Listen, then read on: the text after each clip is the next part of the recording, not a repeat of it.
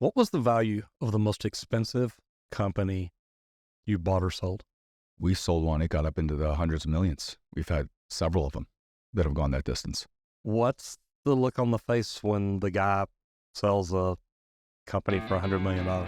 Tradesmen built America. Not policymakers or desk jockeys, but hardworking blue-collared men and women. Join me, Roger Wakefield, on conversations with some of the nation's most successful skilled laborers. This is the Trade Talks. You have to realize these guys have been making money all along. Mm-hmm. So most folks think it's a windfall, like they went to bed on Friday broke and they woke up on Monday with a bank account that has hundreds of millions of dollars in it. It doesn't work that way.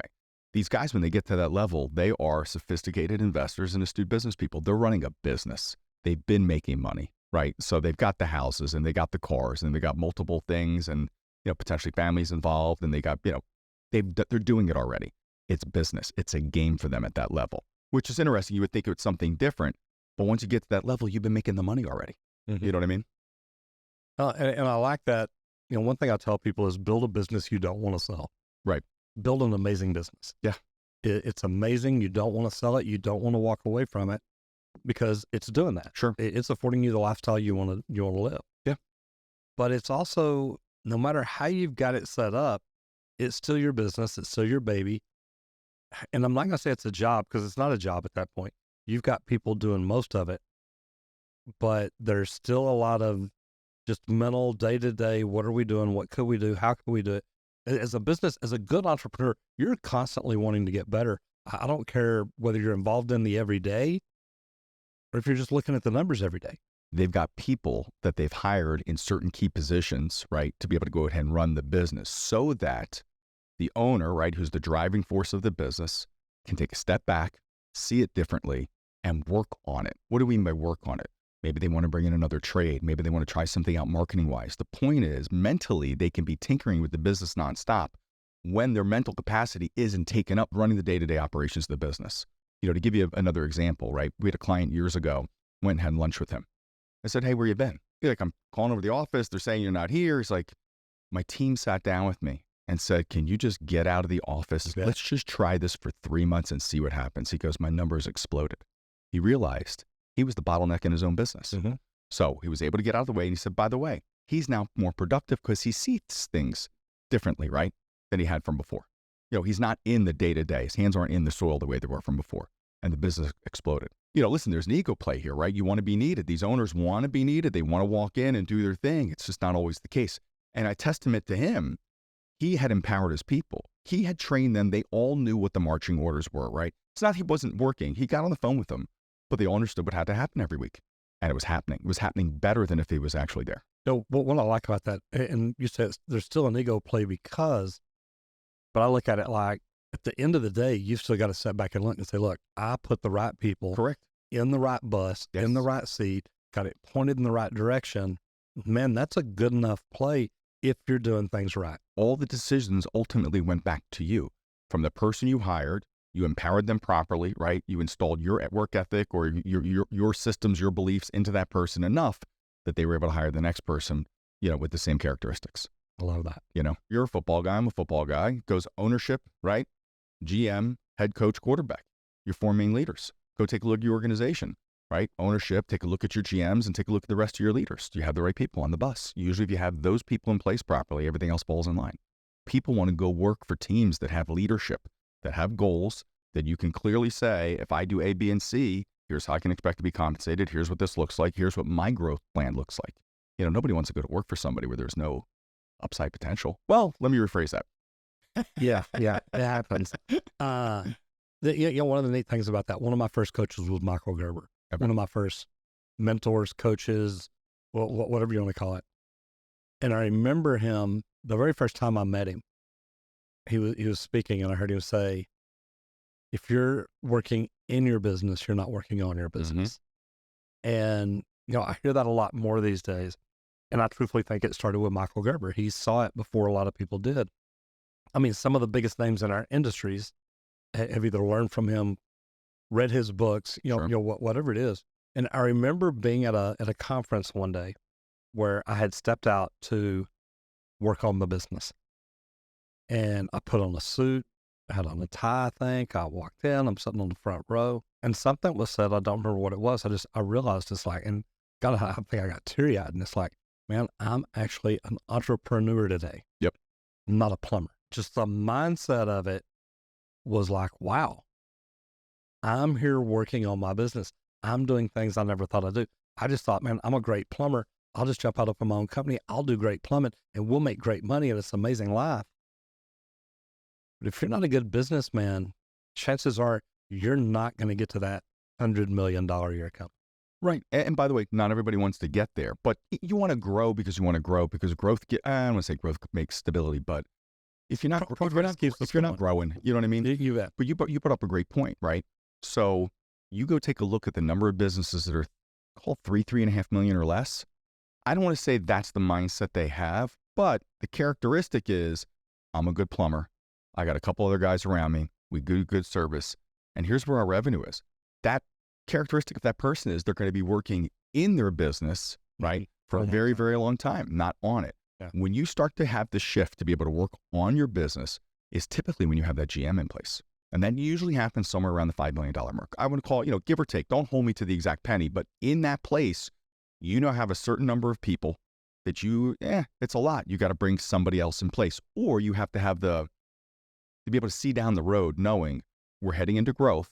I want to be proactive with this and get that person in place ahead of time. Because I'd rather have the problems with my GM now before I really need them, because I can move that person out, then holy shit, we're at $7 million and I got to deal with this guy on top of everything else. If I have to do all that, what's the point of having the GM in place?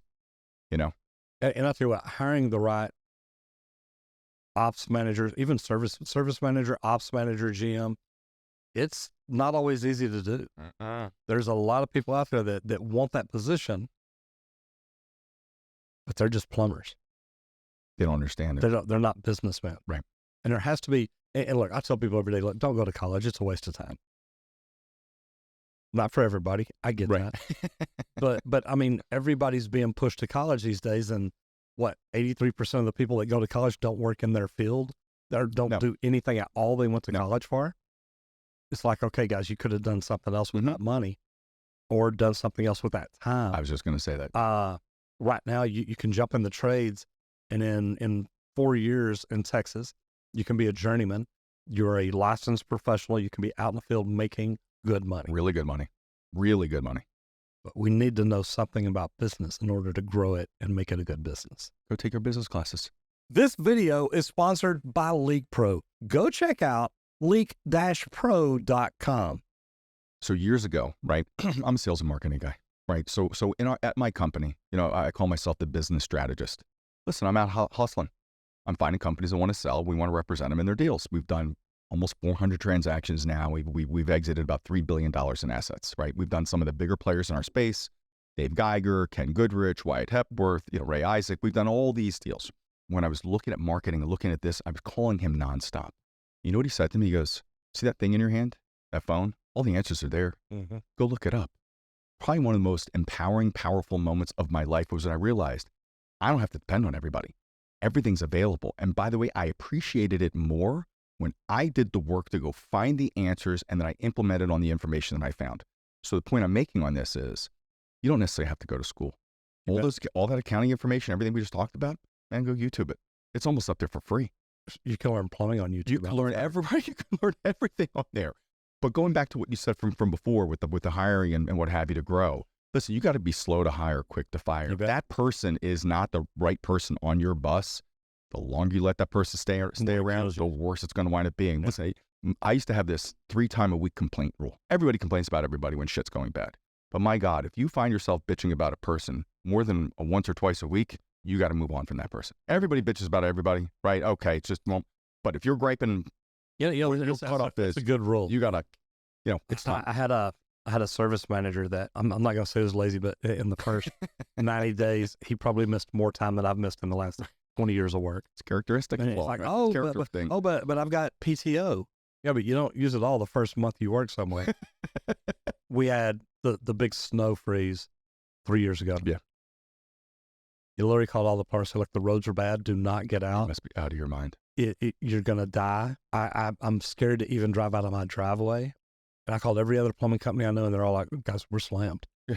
My Nonstop. phone is ringing 50 times an hour. Yep. This. I got out in my truck and started running calls. We got to make hay. I went to the shop, threw tools in the back seat of my truck. I went out and I'm like taking care of the people that I knew that I could take care of. And it blew my mind. Now, he didn't last long. He lasted too long. And I love what you said. If you're complaining 2 times a week. Yeah, too many times, whatever that number Well, is. even 2, if you've got in your head, if twice a week you've got a problem, that's 104 problems a year. It's a lot. It's not worth the time to deal with it. Right. And then the other thing is, listen, you got these guys, they want to grow their business. If you have built it out and you can go ahead and train what you want your GM to look like, that's fantastic. You bring somebody in from the outside, which is what a lot of people do. Hey, quick fix, let's bring this person in. You bring in what the culture he or she were trained on. Right. And they're bringing that in, and your culture may be different than what this person has. So you just kind of have to be careful that I'm not saying it's bad or wrong to do. There's some fantastic people out there that, hey, they've maxed out where they're at their current company. It's time for a new opportunity. Right. And the next opportunity is something in management. Just make sure you're on the same page, right? There's got to be a chemistry fit with that person. So slow to hire, you got to have a whole number of conversations, right? You want to get an idea what this person's about. How often do they move? If this is the 10th job they've taken, or hey, this is really the 2nd or 3rd. Yeah. Where are they? Because that speaks to their character. Yeah. Yeah. And character is huge. Huge. When you get the wrong character in your company and you keep them around too long and you don't get rid of them, it hurts everybody. It becomes a cancer for your business. Yes, it does. So tell everybody who you are and what you do. Sure. I am Brian Cohen. I am the business strategist at SF&P Advisors. So business strategist is a really nice way of saying I'm a hustler, right? I'm talking to owners nonstop. And our company is a CPA firm that does mergers, sales, and acquisitions with HVAC, plumbing, mechanical, and industrial contractors. Basically all the services, right? And all the trades. I like that. Yeah. So we've now almost completed about 400 transactions. We've been around since 2001. President and CEO, Fred Silberstein, is one of my best friends. We met when I moved to Florida when I was 14. We live a block away from each other. Freddie's probably asked me to come work for SF&P, God knows how many times over the years. But end of 2016, beginning of 2017, it seemed like it was the right place at the right time. So we've been together here now going on 8 years, if I'm not mistaken. Fantastic team. He has an incredible reputation in the space. He brought in some other folks that have incredible reputations in the space. We've handled just about almost every major transaction in the trades. So if there's, and I'm going to say a small company, when I sold Texas Green Plumbing, we were about $1 million a year business. And, of course, the desire is I want to become a $5 million, a $10 million, a $20 million. I want to become the biggest plumbing company in Dallas. What kind of a mindset does that owner have to have? Got to want to do it. It's not easy, right? Because you're going to rip your hair out more times than you're not. I did, can you tell? More than once. But you have to have the growth mindset. So are you reading all the books, right? Are you part of one of these affinity groups that's helping to coach you to grow? Because growth for growth isn't always great. And look, the affinity group, I love some of the affinity groups. We had a coach that, I'm just going to say didn't help us a lot. Told us, hey, what you want to do is on the computer, go find it. And some of these affinity groups, if you get in, if you're not a 10, 20, $50 million a year company, they're not a lot of help. And I think they should be restructured and say, look, if you're a $0 to $1 million a year company, we can help you with this. If you're $1 million to a $5 million, if you're a $5 million to a $20 million, and set it up, because look, what they tell some companies to do, me being $1 million, is like, I can't afford to do that. Yep. That's it. And then you get no help, no hand holding. You get, hey, it's in the computer, go figure it out. And it's like, what did I pay 20 grand for? What am I paying $1,000 a month for? Help me grow, teach me. Sure. And we've heard things like that before. The folks that I've spoken to with the groups that we have worked with and gotten and had business come over from, I've seen there's divisions. Hey, the smaller guys are being coached over here. Here's the way we're teaching them here. The guys that are 5 to 10 million, they're in their own little grouping and so on and so forth. Again, I make sure the group you're joining, it work for what you need it to work for. So what do you need out of this? You need coaching, you need management help, like whatever it winds up being, make sure you choose the right group, I think is what it really boils down to. But going back to what you said, listen, growth for growth doesn't make sense. I've seen plenty of businesses that have the crazy growth that you're like, oh my God, this top line is unbelievable, but they can't manage anything else because they're growing too quickly, right? There's controlled growth, right? There's smart growth. And then you get to a certain level, by the way, where your profitability starts to come back down. So some of the most profitable companies, right, are in that $3 to $5 million place where they don't have to hire a whole ton of management. The owner can handle a lot of these responsibilities. When you start to take your next step up from there is when you got to start bringing people in. When you start bringing people in, you have salaries that aren't going to be producing, that you can't see how they're producing revenue. Non-productive revenue. There you go. Right. But they're there. You need them, right? Yeah. So you have to start to think about that. Then where do you want to go? Because that point in time, once you make that decision to grow, you got to keep at it. I remember I used to work for some very large mechanical contractors, big union companies. I've worked for union and non-union. But I remember being in the office one day. I was a superintendent on the largest construction project we had. And I was in the office one day and I was getting some copies of something. I'd been there talking to the project manager. I was over by the copy machine getting some stuff done, and there was an office by there, and there's two ladies in it, in her office, great people. And they're complaining about, the plumbers are complaining about this. They're talking about this. They want to know this. They call all the time. They don't understand this. They don't understand this. And it's like, oh, sometimes I just hate these people. And I walked around the corner and walked in. I said, how are y'all doing? So, oh, we're doing great. And they kind of looked at me. I said, look, I hear your conversation. I understand it. I said, but I want y'all to remember one thing. We're paid for what they do out in the field. Mm-hmm. We don't get paid a penny to do what you do. Mm-hmm. Don't mean that bad, but I want you to understand these guys you're complaining about are what keep the lights on every day. So you think about that next time you want to complain about them. They're not as smart as y'all, maybe. I get that. They have problems, maybe. I get that. But remember, we get paid to do what they do, not what you do. The plumber's harder to replace. It's getting harder. Easier to replace. Oh yeah. Yeah. You can replace an office personnel any day of the week right now. Yes. Right now, you can't find plumbers or welders or pipe fitters or electricians or HVAC techs. Yeah. Well, that's why they're paying them more, right? Oh yeah. And if you really go back, you take a look at what COVID did. It put this front and center. These became essential services. You bet. And that employee became very important, right? And you got to pay them accordingly. So everybody raises their prices. You pay these guys a lot more. Listen, these guys are bouncing back and forth from location to location because somebody else is going to wind up paying them more. And I hate to say it because I've never thought about it this way. Working for that company that had these essential employees, I mean, they got to come to work too. Yeah. And a lot of other people didn't. Oh, yeah, 100%. You had to, right. You weren't waiting for a check to come in. You bet. Right. To cross your fingers. Yeah. You happen to work for a plumbing company. Yeah. Yes. Right. You were lucky in that regard. You're essential 100%. Now. You were able to, by the way, listen, that I'm not going to say it properly, but when shit like that happens, right? There's many multimillionaires, people that make an absolute ton of money during these times, right? Oh, yeah. I say it. Listen, Ken Goodrich said it best. So we were at an event, and I remember him saying, "Yeah, everybody's a genius now. We're all making money." Basically, was the gist of it, right? When everyone's making money, we're all geniuses. You bet. We all look good. We're gonna see who the real geniuses are, over the next couple of years when not everybody's making money. That's when the real genius comes to the top. I'm butchering what he said, but I think you get the gist. Look, right? I love Ken. Ken is a smart guy. Very. His initial story started with Michael Gerber. Yep. Growing his first business or closing his first business, but then growing and selling the second one. And he's done that multiple times since then.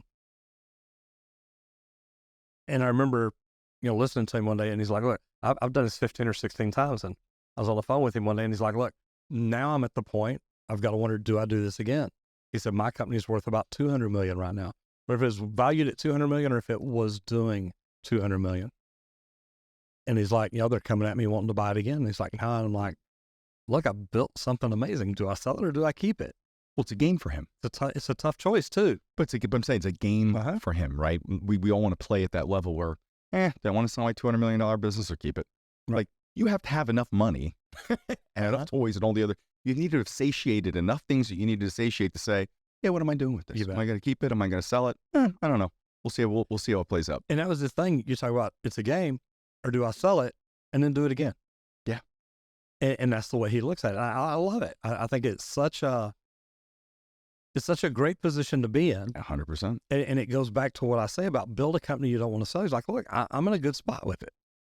Remember, this didn't happen overnight. Oh, no. Ken's roadmap is all over the place, but man, he got there. Private jets take him anywhere he wants to go on that roadmap. It's nice to have those PJs, right? You know, it's a neat deal. And I remember talking to Michael Gerber one time. He says, he says, Ken wanted me to go down to Austin and meet Roy Williams. He says, so, he sent his jet to pick me up, and we fly down there for a couple of days. And I'm like, you know what? It's like, wait, you're an HVAC guy? People, they still don't understand. Yeah, they don't. I remember growing up, hey, go be a doctor. Go be a doctor, go be a lawyer. Mm-hmm. Apparently, the world needs more doctors. Go to college, because if you don't, you're never going to amount to anything. We all did. Never. We all did. And yeah. Gosh, I can tell you, I don't really use much. Yeah, well, and I was told that, but I didn't go to college. I'm like, that's not for me. I've been in school 12 years. I'm ready to get out. You're going to get a better education owning your own business.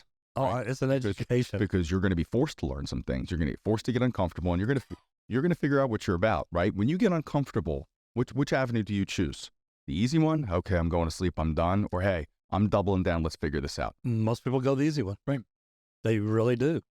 Yeah. And even starting their business, they want to do it the easy way. Since I've started doing YouTube, everybody always calls themselves, what is the one thing you did? The one, you really want to know the one thing I did? Write it down. I did a million little things. Yeah. Right. And one decision on the next one, on the next one, on the next one. And when shit crops up, the question is this: does it make you bitter or does it make you better? And that's that's up to you. Simple as it gets. I had this conversation. My daughter got mad at something like, "Is this going to make you bitter or are you going to get better?" What do you mean, Daddy? Mm-hmm. Well, how long are we going to bitch about this for before we say, "Okay, I'm done with this, and let's go figure out. Let's go get better." And I love that, and I've never equated it that way. People ask me all the time, Roger, how are you happy all the time? Right. I mean, choice. When I go to Walmart and go through and grab something and come out, and Liz like, "How are you today?" It's like, "I'm amazing." Yeah, and they just start laughing. They're like, "No, nobody's amazing." No, I'm amazing. I've had enough conversations with you to know this is you 24/7. Oh, it is. It never is. I think at night you just turn the switch off and you go to sleep, and they turn it back on in the morning, and here we go. I don't even know that I turn it off because I don't sleep very well. But it's funny because I've literally had people tell me it's impossible to be amazing all the time. No, it's not. It's mindset. Don't get me wrong. I may have a bad day. I may get up and stump my toe, and I'll be pissed from here to the door.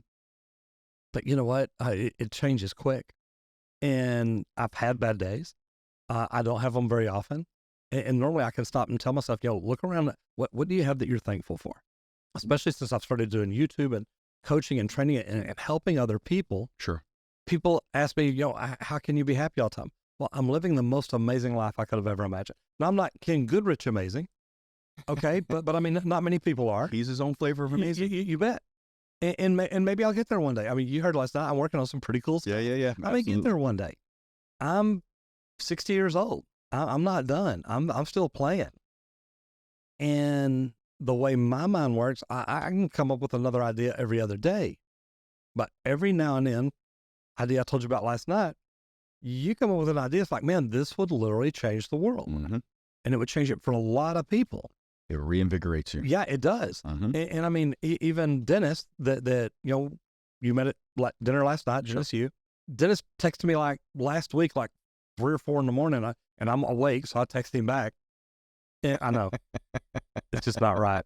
He's like, since you brought this to my attention and we've started building what we're building, he said, I'm so excited that he said, it's hard to sleep sometimes.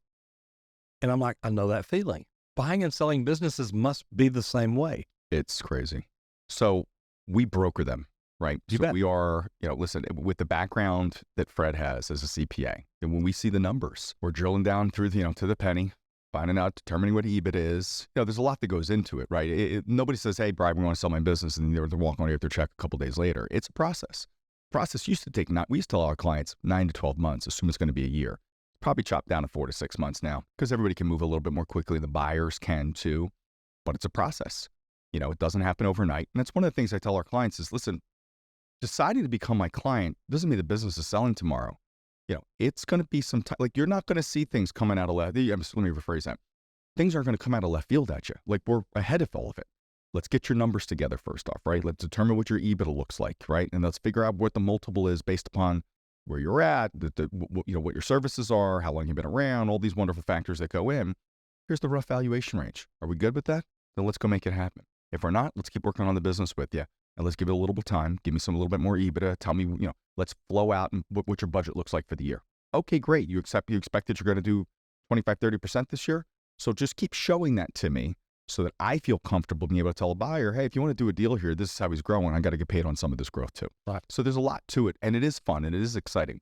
The best thing is this: when the deal is done, right, and the owner calls us up and says, guys, thank you.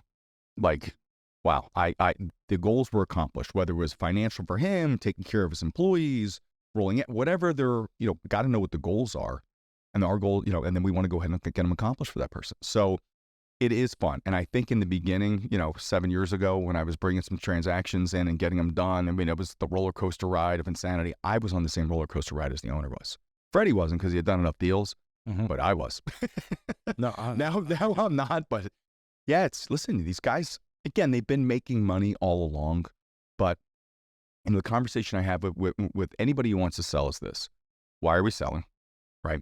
And if you had that check today, what is that doing? Like, is it getting you to the promised land? Are you, with this check, do you wake up for life tomorrow morning? Right, you're done. What is it doing? Or is it buying you time for you to figure out your next thing? Like, what's it look like? Again, regardless of what the answer is, there's so many different ways to be able to structure a deal. There's walkaway deals. Hey, here's your check. We're giving you a hug. I need a 90-day transition period, and then we're going to handle the business for you. Right. Or are you staying on? Because a lot of owners, by the way, again, like we've been talking about this nonstop, they can't get out of their own way at a certain number. So a guy gets a business to 10 million or 15 or 20, and they say they want to get to 50. Hard to find some people to get on the bus to help you get to 50. But man, you bring a private equity partner in play with you who can see things differently than you can, and now you're collaborating on how to get to 50. Well, you'd be shocked how, more often than not, how quickly these businesses jump after they put the partnership together. Right. They've got somebody else beating on the numbers, taking a look at things, helping out, assisting. And by the way, a lot of these PE guys now, it's just not a transaction for them. They have a working knowledge of your business. Oh yeah. They get it. They could speak your language. That's not how it was years ago. It is now. These guys want to buy them up, right? They want to, and by the way, when you get this deal done, you're on a whole nother team at that point in time. You're on a portfolio. Oh yeah. You think about these portfolios. These portfolios could be hundreds of millions of dollars. They're going to see some things differently than you are with your $5, $10, or $15 million business. It's a mindset shift. Again, not that they're better. They just have the experience of dealing with stuff in the, when you're talking about 9 figures in play.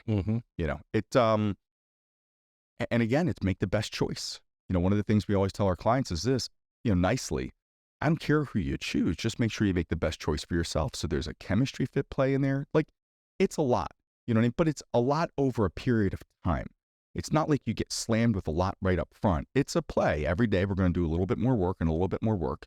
And we're going to get you to, obviously to get to your goal, which is a successful exit at your number. So somebody comes in and says, look, I need $30 million to walk away. Okay. That takes care of my family. It takes care of my kids. It pays for the house in the Hamptons. It pays for the one in Costa Rica. The golf membership. It gets me the private jet. It does everything I need. And you come in and you run numbers and say, man, that's great, but you're worth 20 million. How does he get from 20 to 30? What do you do to help him get there? So if you're my client, right, we've done a deep dive on your number. So we see where everything is at. I can work with this person over the next X number of months, work with them on a roadmap, in a sense of how to go ahead and get there. And by the way, sometimes it might not be too far off. The difference between 20 and 30 sounds like a lot. It may not be. 50% growth. I've seen companies double. So it's not. Well, it's not only, hey, you're going to grow revenue. Can you get a little bit efficient in some of these areas too? That may help a lot. I need the EBITDA to pop. You bet. More so than I need the revenue. I've seen guys with revenue who have nothing when it comes to EBITDA. I've seen guys with lower revenue that have these amazing EBITDA. I need EBITDA. And by the way, for those listening, EBITDA is earnings before interest, taxes, depreciation, and amortization. And we added one more A for add backs. So how much crap's being run through the business? Right. I'm not the IRS, but I got to see it all. What little changes can we make? So we've got some clients that are with us. Sometimes they're with us for a year or two. There's some things that need to happen before it goes ahead and sells. They may be, take a look and you're like, wow, your marketing cost, who's paying 17%? You're a mature company. Mature company should be about 6. Yeah, 6 to 10. Right. Yeah. You should be a lot less. So we're a couple push-pull areas of things that can happen, right? Do you have anything you're going to cancel for next year, right? You have some of these agreements. Was there a loss? Was something going to fall off? Remember, deals are done on a trailing 12 months. So the important thing is that you're comping out. I mean, you're getting better. So we're in January 2024. Is January 2024 going to be better than January 2023? You hope And so. if it's right, and if it's not, well, here's where it gets interesting. A lot of owners are like, yeah, we're going to do better this year, and here's what we're budgeting for. But if you're breaking it down to a monthly basis, or you're breaking it down to a weekly basis, like, how is the plan to go ahead and get there? Yeah. It's great to say, hey, I'm going to go ahead and do this. But like you said, there's to where you're at now, how many decisions got you in this chair? Millions of them. There's millions of things that need to happen within the business to grow it from 20 to 30 million, right? Do enough of them right, you're going to get there. Don't do any of them all, you're going to be in the same spot, which nothing wrong with that either.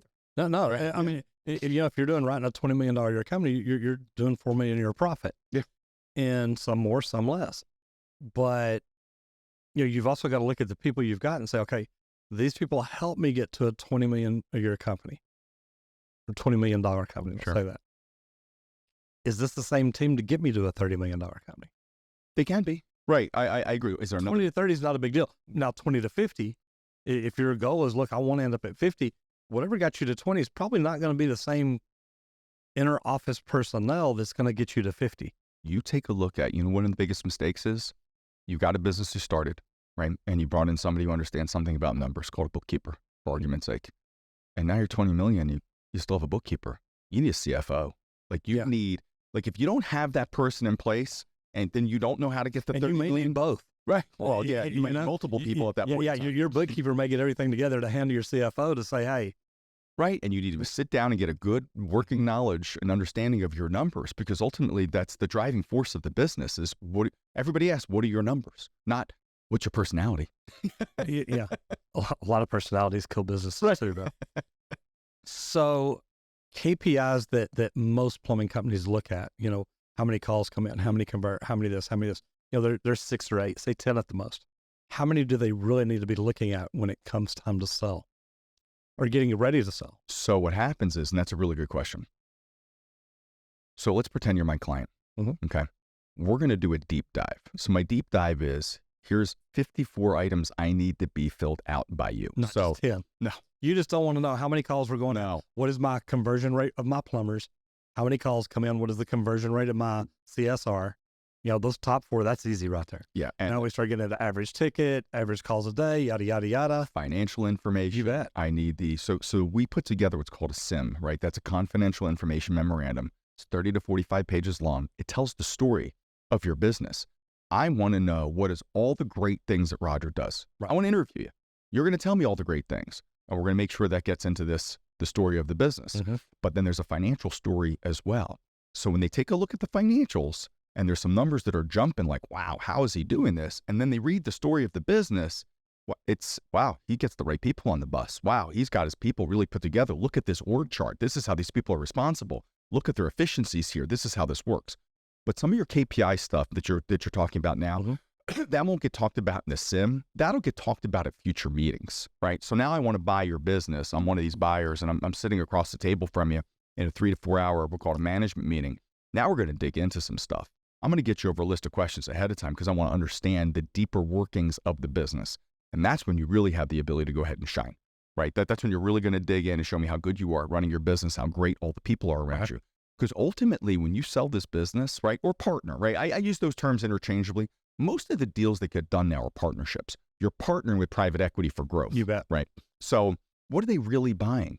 They're buying your people, mm-hmm. right? Because at a certain point in time, if you handle your business properly, you don't even need to be in the business. And that's not just the people inside. That's your CRM. That's the list of customers that you can email or have been emailing, hopefully, and communicating with. That way, if they get an email from Roger Wakefield, they're like, "This is spam." It is. Yeah, but I mean, some people don't do it. They've got a list of emails because they've kept their customers forever. They got to follow up. They never send out. They never send out a message and say, "Hey, I know it's your anniversary. Just want to say, congratulations, brother." People don't care how much you know until they know how much you Absolutely. care. I've heard that thing a in the million world to go ahead and send that out and make the phone. Listen, I do it all the time, right? You and I are in sales. We listen. Yeah, right? yeah, you better. What I found is with my clients is when I can ask that personal question on a conversation we had a month ago, 3 months ago, following up on something, whatever it is, they know I cared. Oh, yeah. Because I gave a shit, right? Mm-hmm. Isn't that what everybody wants? They want to be heard and they want to know that their opinion, their voice matters. and that the person I'm going to do business with, I give a shit. So people do business with people they like, right? They trust, and they feel that there's a future relationship with. I changed it a little bit. Mine is no, you've heard no, like, and trust. Mine is no, love and trust. Okay. And they're connected to. Sure. Well, there has to be the connection. And that's where networking, to me, is one of the biggest things that we do in our industry. So you and I are similar in this regard, right? We've had a number of conversations going back over a year before we figured out how we could get together and do something, right? I give my time. If a $1 million guy wants to have a conversation, $2 million guy, I treat him the same way if he's a 25, 50, or $100 million prospect. All the same, because that $1 or $2 million guy today becomes the $5 to $10 million guy that's down the road. When you're planting enough seeds, right? I think you're at this place now in your career. I know that I am. I'll get calls. You know, Brian, I spoke to you 5 years at this event. You gave me some advice. We did this, that, the other thing. I want to have a conversation. I'm ready to do something with my business. Man, I can't tell you how many of those have happened. But we give it away because we care about the industry. We don't want people to get hurt. I want people to make good deals, because I have heard of the bad deals that have happened. And I'm like, you guys knew me. How didn't you give me a call? Listen, I got a really good friend of mine I did a podcast with. He's a really good buddy of me. We go on golf trips together, what have you. He didn't use this, but he became my friend afterwards. Did a bad deal, unfortunately. Got hurt. Yeah, I didn't say got hurt. He just didn't get out of it what he should have gotten out of it, and said, listen, I got plenty of people I talk to. I'm never going to let that happen again. Right. You know, you go, by the way, in this transaction, you get one time to do it. You can only count on the check you're going to get right then and there. You better make sure you maximize that. That's number one. And if you're going to roll equity, great. Let's interview your partner the same way that they're interviewing you. I want to know what other companies are in that portfolio, right? Birds of a feather flock together. If I see this portfolio and I'm like, I know that owner, and I don't jive with them. I don't love them. I don't think I want to be on the same team with those guys. What in other industries, what's their successful exits look like? Because you're going to have stock, and that stock has value. So, you know, you take a look at a guy like Dave Geiger, even Ken. Dave's story is equally interesting, right? In a good way. Dave's on his third bite of his apple, right? He's on his third private equity partner. I mean, third bite of the apple. Crazy to even think. There's companies here in town that I've talked to the original owner, not even the original owner, really, the owner who sold to the PE groups. Yeah, second or third time, and he's like, smartest thing he did was leave as much money in as he did. He said, with all the other money that I took and invested, I've done okay, but the money I've left in has multiplied and multiplied and multiplied and multiplied. Not percentages, multiplied. It's a leverage game. Oh yeah. You're going to get paid a multiple on what you've reinvested. So to make it, for everybody listening, to make it even easier, my business is worth $10 million. That's the sale price that we sell it for, right? At closing, I'm rolling back, just make all the numbers easy. I'm going to reinvest $2 million. With closing, I'm getting $8 million, right? The extra 2 is rolled into equity. That equity is stock that's being purchased at a particular point in time at that price. 20%. So great deal. So let's just say they'll let you keep that. Yeah. So let's say that it's at $2 a share, right? That the portfolio is at $2 a share. That when I bought in, my $2 million went in at $2 a share. And they tell me their target price is $10 a share. I just 5x'd my $2 million. So I'm going to get another $10 million when this closes. And if I played right, and I want to stay with the business, I get the opportunity to roll a portion of that equity on again. Well, how much are you going to roll at that point in time? You just got 10 back. Right. You're going to roll 5 this time to go ahead and play? You're playing. It's not like you're waiting for that check to come in because you need it to eat dinner. Correct. You're playing a different game at that point in time, right? This is top down. You are with the big dogs at the big table doing it the way they do it. This is why private equity puts deals together, is to get multiples on their money. Not 5, 10, 15%. Right. You know what I mean? Multiples on their money. So then, and by the way, when you do a deal, and I've had this conversation, obviously a million times, you're partnering for growth. Somebody said to me, my employees find this. Everybody knows I'm going to get a deal done. I said, sit with them and say, I'm partnering for growth. You're going to get better opportunities. Right? I'm going to ensure that this business is going to be here because there's competition all over the place. And chances are, if he's leaving money in it, he may still be around for a while. Oh, yeah. Most of them are. You don't just leave your money there and just walk away. If they were going to walk away, the management would know, because the buyer of the business wants to interview the management team, because that's who they're going to partner with, right? So but listen, think of all the things that get better. So you have a $10 million business, and by the way, that is incredible. Oh, it's a great business. But economies of scale, you're partnering with a portfolio that's hundreds of millions of dollars or whatever their number is. Let's think of all the things that are going to get better.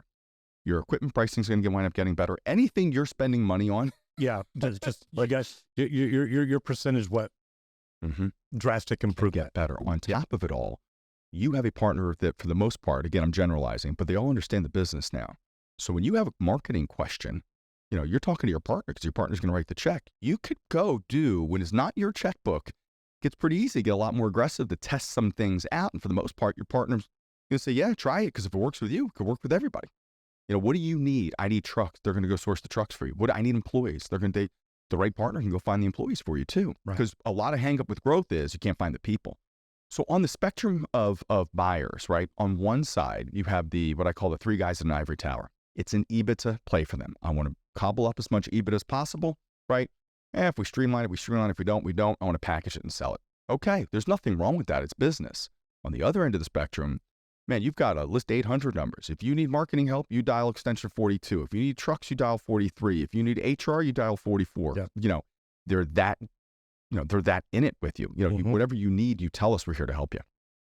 So by the way, it's an interview process and it's a chemistry fit that moves back and forth. So when we take somebody to market, we want to make sure they have conversations with all these types of buyers, right? Get the chemistry, understand what you want, make sure you're aligned in your vision, and then move forward. Dave Geiger, which is interesting about Dave Geiger, okay? Love him, by the way. He's unbelievable. He, like you and I, gives away his time freely. His phone is on. Everybody and their mother's called him or spoken to him at one point in time. Never met Dave, but I've had people tell me, you need to get Dave in here and interview him. Yeah, he's really good. When you take a look at the deals that Dave did, right? He sold at the beginning of 2017. Does anybody remember how crazy the market was in 2017? It wasn't. Nobody was even talking about it, right? His PE partner sold again at the end of 2019. Does anybody remember how crazy 2000? Nobody was crazier, but nobody was still in a different way. In a different way, it was starting, right? But his group, I think, sold the fourth quarter of 2019. The multiples in our space hadn't gone nuts yet. Dave has done 2 deals. He's potentially going on his third, and right? And I don't know, this guy could be the first $1 billion guy in our space, and never once timed the high of the market. So while it's important to get that check, it's also important who you choose as your partner, right? That becomes, and that's one of the things that Dave said. He said, listen, chose the right partner. I love that because Michael Gerber, and I learned that luckily through Michael Gerber. Michael Gerber said something like, keep 11%. He was saying that 40 years ago. When you sell a business, if I'm selling to you, Brian, and you're telling me, look, I'm gonna 20x this business. We're going to go from 10 million to 200 million. Dude. Okay. Got my attention. If I can keep 10% of that at $1 million, well, now that million becomes 20 million when it sells. It 20x's too.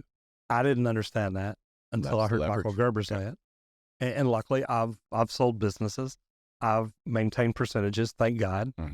Thank you, Michael Gerber. But I didn't keep 10x, which was good for me because I didn't want to be as involved as I would have to be. Sure. I literally was selling it like, okay, I'm going to come in, I'm going to help, I'm going to step back, I'm going to keep doing what I do. But when it comes time to sell, then I'm good to go. And then the opportunity comes up, well, do you want to roll that in too? Or do you want to roll part of it in? So it's like, okay, this is something worth talking about, worth looking at. So it's a good deal. What size companies do? Look, most of my listeners are not $20 million a year companies. Sure.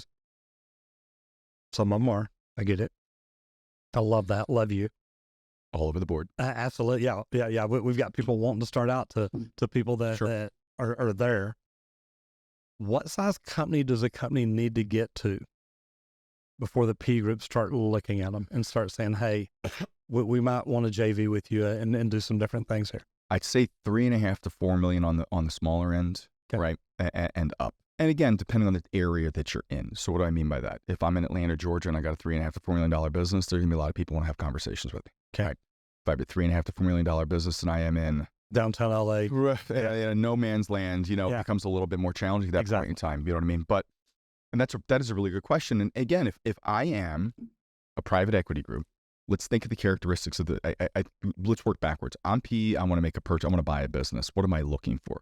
something you can multiply. They want to do, right. They also, again, by the way, there's PE buyers that do all this stuff all across the board. Some of them like to specialize in smaller businesses because, listen, they know that the multiple is going to be a little bit different. They hope that they could work with the owner a little bit differently to grow the shit out of them. Hey, how can I get that $4 million to $8 million? If I got 10 guys like that in my portfolio, I got a $40 million portfolio to an $80 million portfolio. What's the EBIT on that? We're talking 15 to 20 million in EBIT on that. Multiplier on and that. That starts to get a little bit crazy. You bet. I want to, if you understand how the game works, I'm a buyer, right? I want to call this guy who's $3.5, $4 million. I want to pay him as little as possible. Yeah, Because exactly. the less I pay him, the more meat on the bone there is for me. This is where we get involved, right? I don't want you to pay as little as possible. I want to pay it and create a competitive bidding situation so that $3.5 to $4 million guy truly knows what the enterprise value of his business is, right? Because it's based upon who's bidding and what the number's going to wind up coming at it. If they don't know, they don't know. A lot of these guys, by the way, and I hate to say this, they prey on the smaller business because they know that they don't know. They know they lack a certain amount of financial sophistication because their books are being kept by a bookkeeper. They haven't brought in, and by the way, whether it's a CFO or a fractional CFO, get somebody that knows our business and knows our and space. how to look at it. Yeah. Because then you're going to be looking at your business a lot differently too. You become a dangerous person at that point in time. I told you last night when I sold my business, I literally walked in and here's my numbers. I should be valued at this. I'm not because I'm running a marketing business. I'm doing a ton of different things. Here's my numbers. This is what I should be doing. Let's look at it from there. Not the smartest way to do it. I know that. I was also already focusing on what I'm building now. So I'm like, look, I know I've got a good thing here. I just need enough to help me walk away from it and do what I'm doing. And it did. It worked out well for me. I'm not complaining. I also know that I was offered $100,000 for it a year before. Right. I got a lot more than that. Just saying. I know of other companies around this area that sold for $100,000. Well, man, chances are you've got $100,000 in equipment. Mm-hmm. You know, you're selling your customer list, your customers, your everything from fire nothing. sale. Yeah, it is. Right. And Sorry, go ahead. No. It's just like, it blows my mind because it's like, you've at least got to know something about the value. Mm-hmm. What is this worth? Mm-hmm. What are people paying? Mm-hmm. That's what we do. And we don't always know that. Sure. We do these, I call them back of the napkin valuations on business. I'm not going to do a deep dive. I'm not going to get my CPAs in. Right. But I got financial people in the office. We're going to take a look at some numbers and give you an idea of where it is at. And anybody that has not gone through that exercise at least once a year, shame on you. And really, I mean, isn't it a pretty easy exercise? Can you, I'm thinking how big the back of a napkin is. Right. $1 million. You should be doing,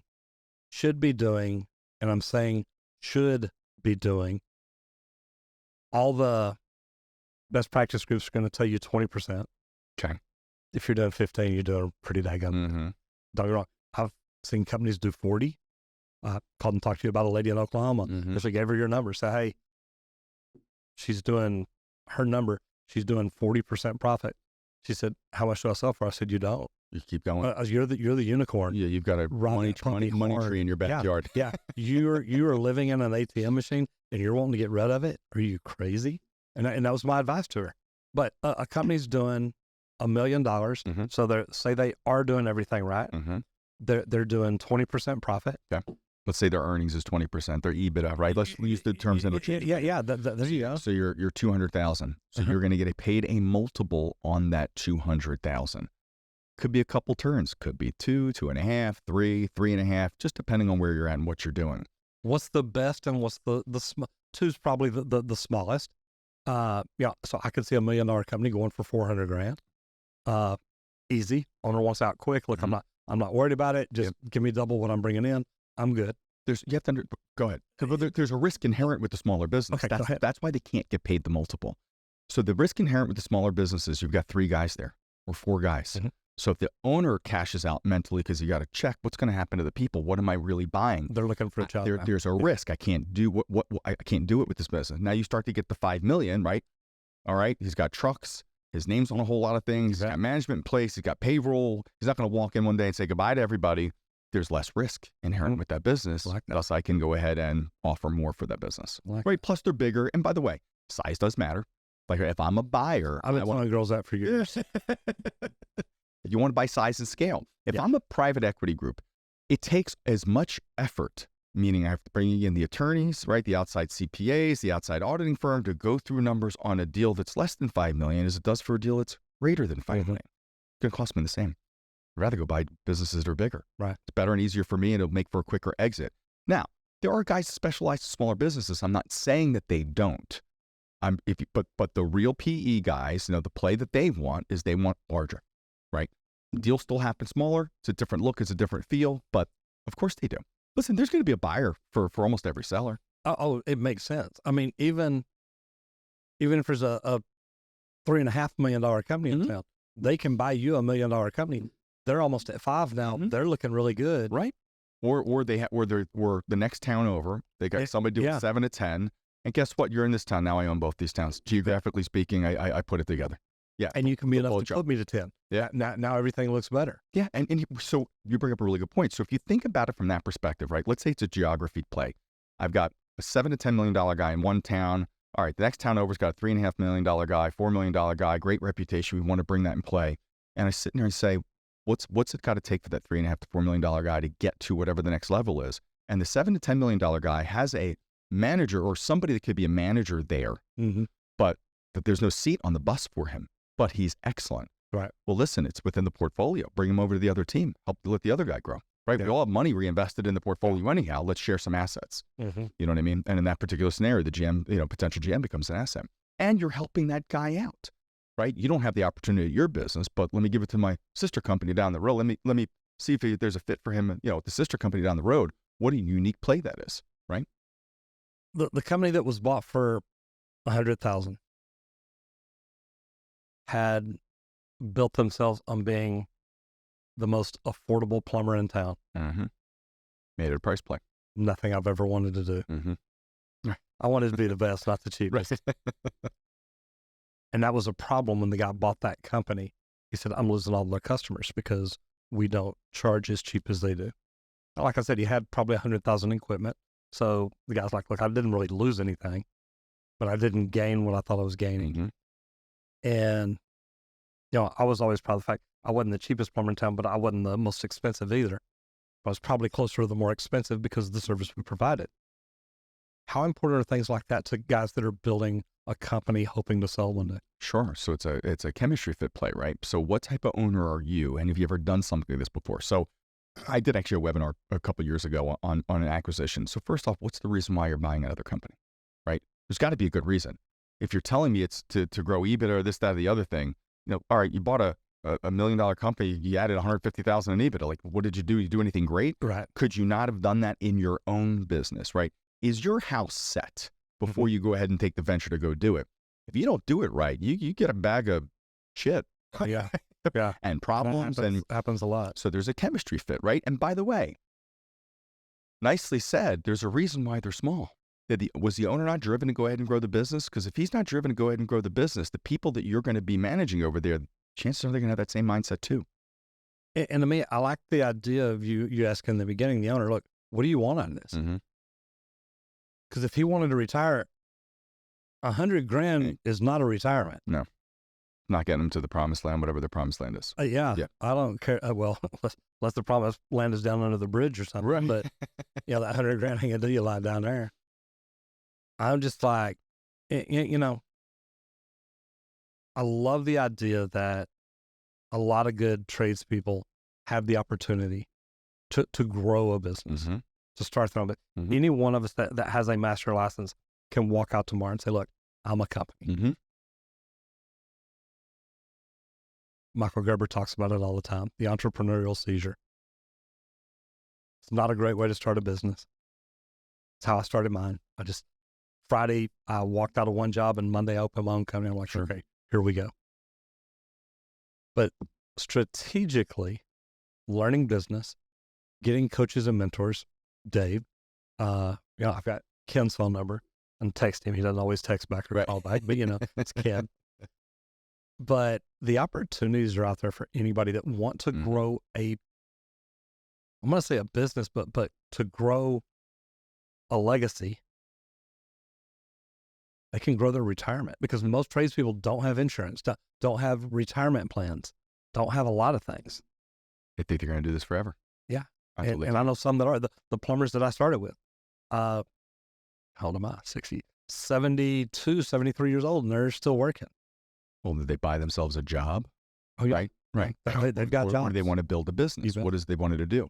I mean, what you talked about, that story is the story of how most of these businesses are founded anyhow, right? Mm-hmm. They get pissed off enough, and I'm done. Enough's enough. I made you all the money in the world. Now I'm going to make it for I'm me. going to make it for me. Or they got screwed over and promised to and lied to enough times where a supportive spouse said, aren't you tired of this already? Yeah. Isn't it time to do your own thing? Everybody tells you how good you are. And our wives are smarter than we are. Yes. I mean, that story, I mean, we've done enough of these deals. A lot of these scenarios, I meet the spouses as well, right? They're involved to the extent that they're involved, whatever that looks like. But you hear the story.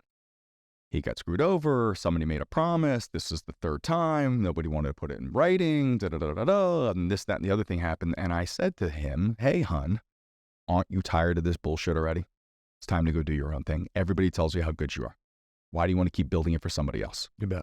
But if you're going to take that step, put your goals together. Like, what do you want to do? And what is the reason why you're doing it? Are you $1 million this year and next year you're going to be 2.5? Okay, what's it going to take to get there?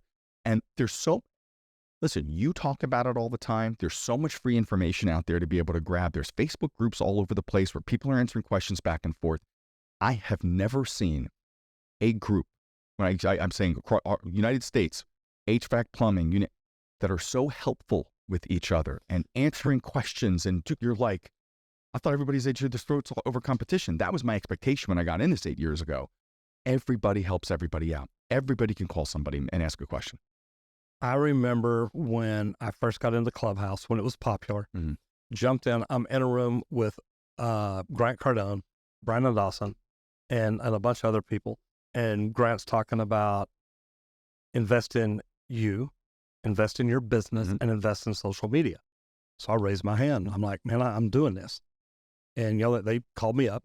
So I'm like, look, I'm doing this. I'm a plumber. I've invested in social media. We're growing on social media. I've started my own business. I'm growing. Well, I'm talking to Grant, and Grant gets quiet. Brandon starts talking and talks a little bit about what I'm doing, how I'm doing it, where I'm doing. Grant jumps back and he's like, oh my God, you're doing exactly what I'm talking about. He said, dude, I just found you. I tweeted out about you. People need to do what you're doing. Yeah. And it's so smart to invest in you personally. Business classes, social media classes, I don't care what it is. Hire Michael Gerber. Learn to be an entrepreneur. There's a lot of things tradespeople need to know. We don't know everything about a business, and just jumping out and starting your own business is not a great way to go. Agreed. What'd you do before you did this? Always was involved in sales and marketing. I had a home improvement business, a bunch of locations, bunch of employees, which I think enables me or gives me a better ability to speak to business owners. I get it. I've dealt with employees and wanted to rip my hair out every day and said, holy shit, I can't believe I'm going to go through this again. It's Groundhog Day, this, that, and the other thing. But that was my life for years, and it was great. And I was flying all over, and I was really important, and my phone to ring all the time and a million text messages, and look how important I am. The phone's always at my ear, I couldn't be happier with what I'm doing now. I absolutely love it. Listen, it's Saturday. You and I are here. We had a great dinner on a Friday night, flew in, my phone's not blowing up. There's no emergencies. I love what I do. I'm not saying whatever you're doing. I get it. Everybody does. Man, I remember it was at my first event, right? And Dynamic IAQ was at the event as well. And it was in Huntington Beach. And it was for one of the groups. And I met Steve Morris and Michelle Hogan. So Steve is the bigwig, I think, over at Dynamic, and Michelle is, I think the two of them are running the business over there for the most part. And we're talking, and I just could not get over how helpful they were to another person in the business. This is an amazing niche, amazing industry. Yep.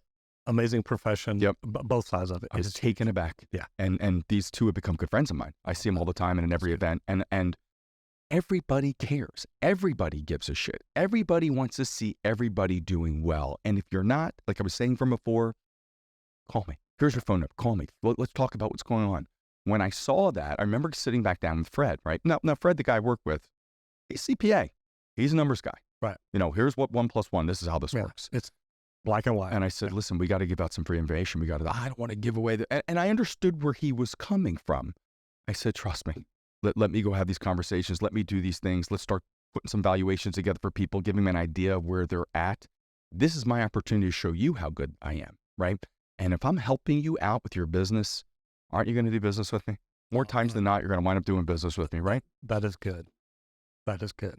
You have to. If everybody's willing to help me, how am I not willing to help out everybody else? And by the way, now it's past that. Reciprocity is amazing. It's past that now. So now, not to your level, but listen, I'm a name in the space too, because we've done enough deals, right? And I'm out there, on Facebook and the marketing and talking to people and doing all that as well. I got friends, I see their businesses, I'm like, I got to introduce you to so-and-so. Yeah. Like, you've got something great. I think you could scale if you two talked. Right. I was on the phone with, keeping names out. They want to have a conversation about where valuations and things were going. This is with 25 other people. I might up giving them a rah-rah meeting on the product that they sell. I said, are you guys looking at it from this perspective? Yeah. I got a call afterward. He was like, and I see it's really different. I like that. Because they care. So again, tell everybody who you are and what you do. Sure. Brian Cohen, SF&P Advisors. We sell businesses. Bottom line, we broker them. Find you on LinkedIn, YouTube. Yeah. Brian TikTok, Cohen, around the world. Facebook, you name it. Cell number 954-226-3409, 954-226-3409. Shoot me a text. Hey, Brian, I want to have a conversation. That happens all the time. I'm pretty responsive. I may not be able to talk right then and there. No big deal. Give me your email address. Here's my calendar. Let's carve a half an hour and talk about what's going on. I do it all the time, the same way that you do. How many times did I call you before you finally answered? I'm a nightmare, baby. It's good. It's good. So if you could go back to, and we got to wrap up quick. Yep, no problem. If you could go back to the day that you walked out of your house after college, you're coming out of this world to get a job, get a career, learn something, do something, make your mark on the world. What would you go back and tell yourself now? It's a process. It's a process. The first job you take is not going to be the last one, right? Everything, if you keep your eyes open, is an opportunity to go do something else. My dad actually said that. He said, go wherever you're going to go work, whatever you're going to go do it as if you want to learn because you want to open that same business and go do it. And you'll look at it differently, right? That was a biggie. It's a process, right? You're going to get somewhere. It just takes time. So don't rush it, right? Be patient. Hard to do when you're a 22, 23-year-old man coming out of school saying, all right, I got to go plant my flag and make my stake. I probably would have taken some more risks too. I would have traveled more. Unfortunately, when I graduated, my father was sick. So I was actually going to go take a job in Colorado. I was out. Bye-bye, South Florida. Right. I'm going to go to the mountains. I love the mountains anyhow. Wound up staying home. Okay. I got to the place where I wanted to go anyhow. I absolutely love what I do. The same way that you, the same passion, right? This is why we're here. Oh, yeah. Actually, I have a crazy amount of passion for what we do. Oh, yeah. I couldn't be happier. Did it happen overnight? No. It happened somewhere in my 40s. Okay, big deal. Everything else is a learning process, right? You either win or you learn. How's that saying, right? Whatever it is, there's no failures. You're right. So if you can just keep learning, right? Or fail forward fast. Okay, I made a mistake. Own it. Let's not cry over it. Make the mistake. Don't make the same mistake again. Go figure out a different way to go ahead and do something. But yeah, no, it would be patient, right? And understand that there's no wrong decisions. You know what I mean? You're going to make a decision. You're either going to win or you're going to learn. Okay, so keep learning, right? Great advice. Yep, I appreciate that. Thank you, brother. I appreciate it. Thank you. Thank you.